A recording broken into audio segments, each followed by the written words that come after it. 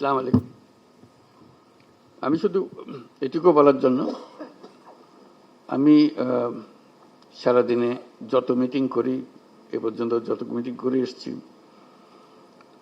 সবচেয়ে বেশি আনন্দ পাই যখন আপনাদের সঙ্গে এরকম বসার সুযোগ পাই, আলাপ করার সুযোগ পাই। কারণ এখানেই সবাই মিলে বাংলাদেশের প্রকৃত ভবিষ্যৎ রচনা করা হচ্ছে। এটা আমাকে শিহরণ জাগায় যে এরকম একটা কাজে আমি জড়িত হতে পেরেছি, নিজেকে যুক্ত করতে পেরেছি। শুধু আপনাদের কথা শোনার জন্য, এটা কিভাবে আপনারা গাইড করবেন, কোথায় নিয়ে যাবেন। আমাদের উপর দায়িত্ব দেওয়া হয়েছিল সংস্কার করার জন্য। আমরা ঠিক বুঝতে পারছিলাম না কোথা দিয়ে শুরু করি। তো প্রথমে আলাপের মধ্যে নানা প্রসঙ্গে ঠিক হলো যে আমরা কিছু কমিশন করে দিই, যেগুলো দ্বারা প্রকৃতপক্ষে ভেতরে গিয়ে জিনিসটা তৈরি করবে। তো এটা দীর্ঘ প্রক্রিয়া, লোক জোগাড় করা ইত্যাদি। শেষ পর্যন্ত আমরা কমিশন করলাম, প্রথম 6টা কমিশন, পরবর্তীতে আরো 6টা। তো তাদেরকে 90 দিন আমরা সময় দিয়েছিলাম দ্রুত গতিতে কাজ করার জন্য। আমরা খুবই আনন্দিত যে তারা করতে পেরেছে। কয়েকটা কমিশন বেশি সময় নিয়েছে, তাতে কোনো অসুবিধা নেই।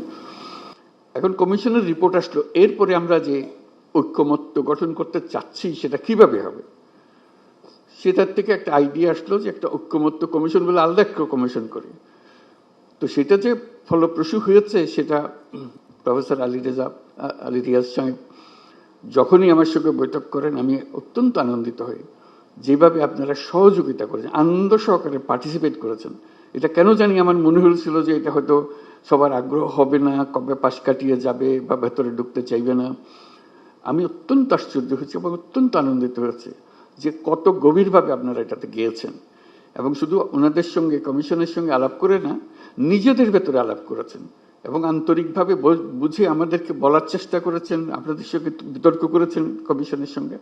এবং প্রতিবারই যখন প্রফেসর আলী রিয়াজ আমার সঙ্গে কথা বলে, উনি খুব উচ্ছ্বসিত হন।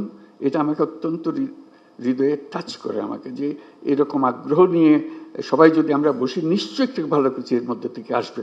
তো আজকে প্রথম পর্ব শেষ হলো, তো সেটা মহানন্দের দিন যেটা আমরা করেছি। দ্বিতীয় পর্বে, প্রথম পর্বে আমরা কি করলাম, এটা যত কিছু ইস্যুজ আছে, যত কিছু রিকমেন্ডেশন, সুপারিশ আছে, তার মধ্যে কিভাবে আমরা একমত হলাম, কারা কোনটাতে একমত হলো, সব মিলিয়ে শেষ পর্যন্ত আমরা জুলাই সনদ করব। এইটি হলো আমাদের লক্ষ্য, যেখানে আমরা সবার ঐক্যমত্যগুলো তুলে ধরব। দ্বিতীয় পর্বে কি হবে, আমি আলী রিয়াজ সাহেবের সঙ্গে আলাপ করছিলাম। দ্বিতীয় পর্ব হলো অনেকগুলো বিষয় আছে, কাছাকাছি এসে গেছি, আরেকটু হলে আমাদের তালিকাতে আরেকটা সুপারিশ যুক্ত হয় ওই ঐক্যমত্যের সুপারিশে। তো এই সুযোগ যেন আমরা হারিয়ে না ফেলি।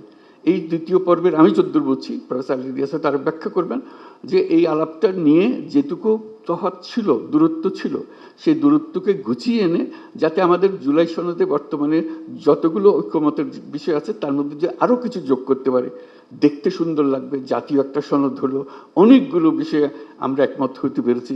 জাতি হিসেবে আমরা গর্বিত জাতি হিসেবে দাঁড়াতে পারে যে আমরা তো এরকম বিভক্তিকরণের প্রক্রিয়ার মধ্যে রাজনীতি সৃষ্টি করিনি। আমরা সৃষ্টি করছি ঐক্যবদ্ধ হওয়ার জন্য, দেশের উন্নতির জন্য, দেশের মঙ্গলের জন্য।